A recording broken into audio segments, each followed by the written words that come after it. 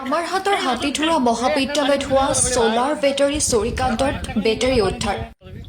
এজেহাৰৰ ২৪ ঘণ্টাৰ ভিতৰত কামাৰহাট আৰক্ষীয়ে চুৰি হোৱা বেটাৰী ৯টা জব্দ কৰে। আজি বেটাৰীৰ লগত জড়িত চোৰক আটক কৰে আৰক্ষীয়ে। ধৃত চোৰটো কামাৰহাটৰ তালুৱা গাঁৱৰ আব্বাছ আলী। আব্বাছ আলীৰ লগত ডাঙৰ চোৰৰ চক্ৰ জড়িত থকাৰ সন্দেহ। চোৰৰ স্বীকাৰোক্তিত বেটাৰীসমূহ হাতীধুৰা মহাবিদ্যালয়ৰ পিছফালৰ তামা নদীৰ পৰা জব্দ কৰে বেটাৰীসমূহ। ৰবিবাৰে নিশা হাতীধুৰা মহাবিদ্যালয়ৰ পৰা চোৰে লৈছিল ৯টাকৈ বেটাৰী। ঘটনা সন্দৰ্ভত তামাৰহাট থানাত এজেহাৰ দাখিল কৰিছিল মহাবিদ্যালয়ৰ অধ্যক্ষই।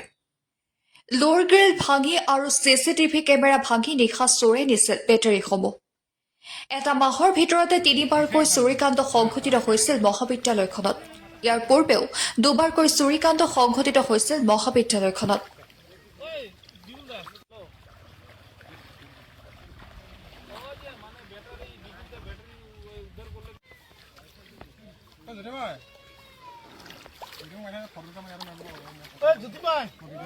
স্টিল ফটো কয়টা মারতো স্টিল ফটো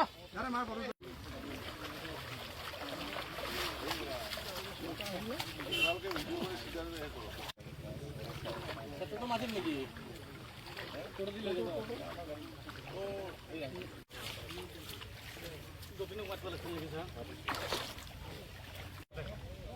ছটা ১০৭টা না আরো দুটো আছে না